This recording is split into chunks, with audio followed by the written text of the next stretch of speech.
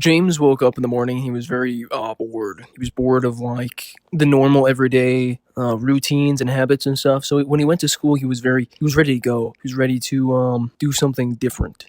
So when James got to his first period, which was math class, he sat down like any regular day in his assigned seat. But instead of facing the board, he instead faced the opposite direction. He was looking towards the door, away from the board. His classmates said, "What are you doing, James? That's not the way you're supposed to face." And then James said, "It is the right way to face. It's the way I'm facing." The teacher didn't care at first at all, but then he started to care. It was Mr. Johnson, and it was algebra class. So Mr. Johnson goes, he's like, "Turn your chair around." And then, but James didn't turn. James said, like, "I'm looking in the right direction." So the teacher went over and like yelled at James more like whatever, like, "You need to turn around or you're not being respectful." Then James just stayed turned around. And then eventually, he called for the teacher called for administration to come in and get involved. And they like escorted James to the principal's office and, they talked to him about behavior and stuff, and they expressed how disappointed they were with his behavior because James had never done anything like that. I mean, he literally just was like facing the wrong direction and refused to turn around, causing a distraction in class. It was a big deal.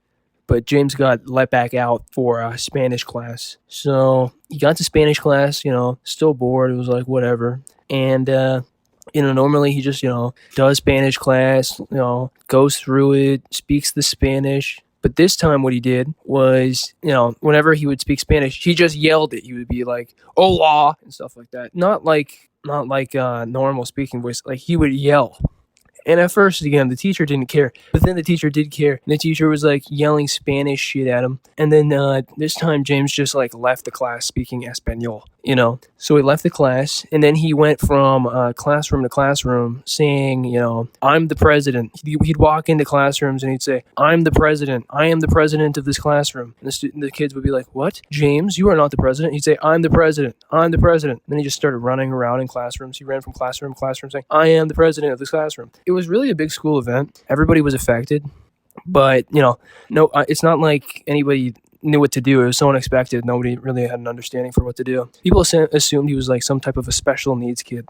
The kids that didn't know him, and the kids that knew him thought he had some kind of a mental break, which in a way he did have. So.